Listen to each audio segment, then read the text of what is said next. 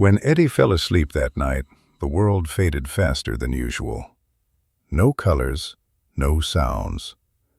Just a slow slide into a place that felt both familiar and unfinished. He opened his eyes to stand alone in an enormous field. Nothing moved, nothing breathed. The silence was expectant.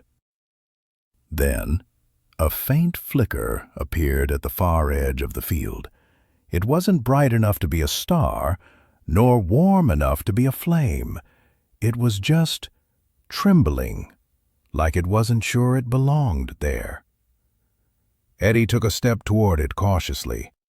The spark drifted closer on its own, dancing unsteadily in the air, as if gathering courage.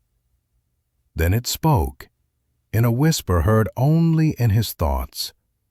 "Fill it." Eddie looked up at the blank sky again, as if to locate the source of what felt like a command, or in its whisper, an invitation. Still looking up, and at the same time looking within, Eddie shrugged and asked, "With what?" The spark drifted toward him, hovering by his hand. A thin thread of light stretched between them. His fingers tingled, then warmed. Next, a gentle pull guided his hand upward.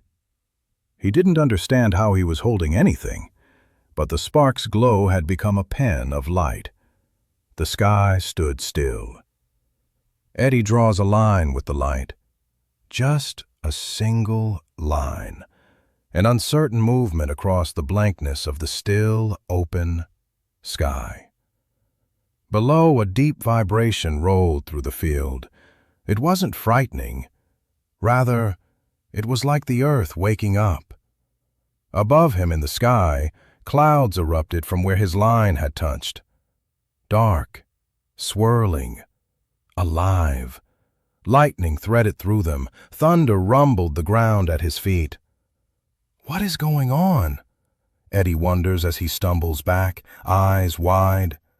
He hadn't meant to make anything at all, let alone something so big. A spark hovered beside him again, now steadier and brighter, as if having more strength from what Eddie created.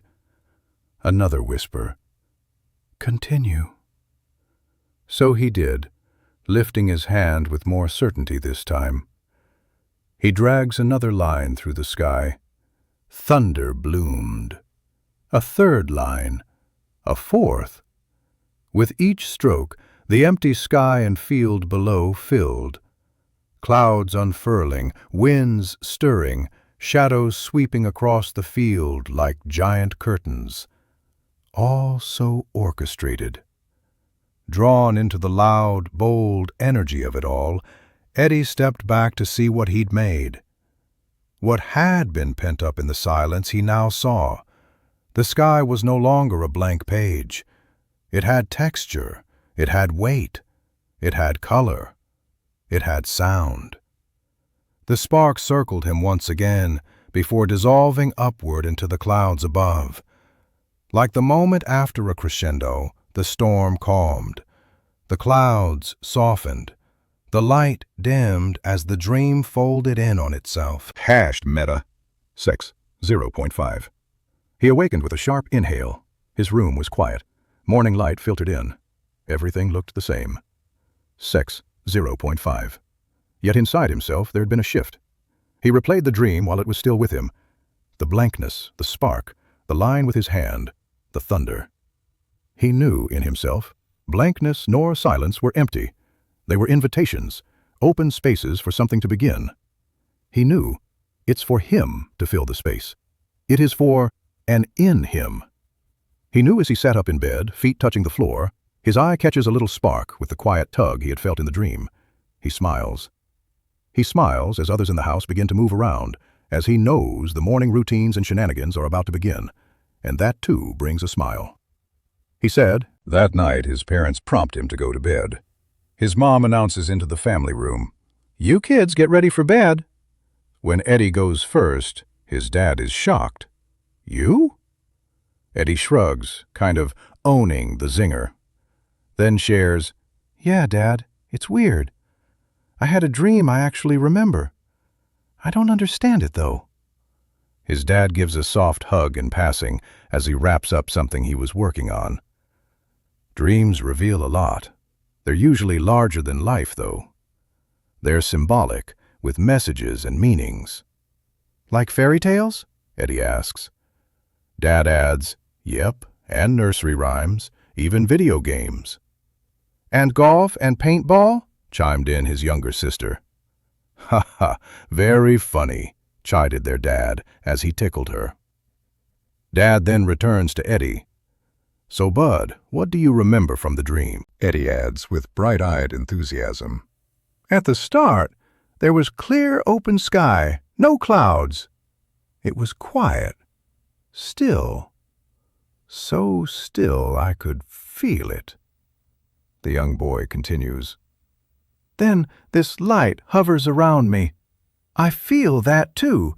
It talked to me, in a whisper that I heard inside." He paused, then laughs. "Yo, this sounds whack to say out loud. I paint in the sky with my finger, and the sky changes. It starts to storm. Clouds, thunder," Eddie adds in animation with his arms swirling above his head. His sister decides to join him in the theatrics. Their dad takes a breath, gathers his thoughts. The silence that was heavy, that was expectancy. "Saying something is about to happen," he says with a little bounce. That voice, the whisper, is from within you. Your mind giving cues. Just a sec. Let me look it up. Ah, that's called neural coherence, Bud. The dad smiles, then continues. You hearing "fill it" was a command to yourself to create. You actually remembering a dream is impressive. That is you understanding your own thought processes. Metacognition, it's called. You're getting ready for big things to be revealed, son. All from sleep? Eddie connects. Yep. Good reason to go to bed on time, eh?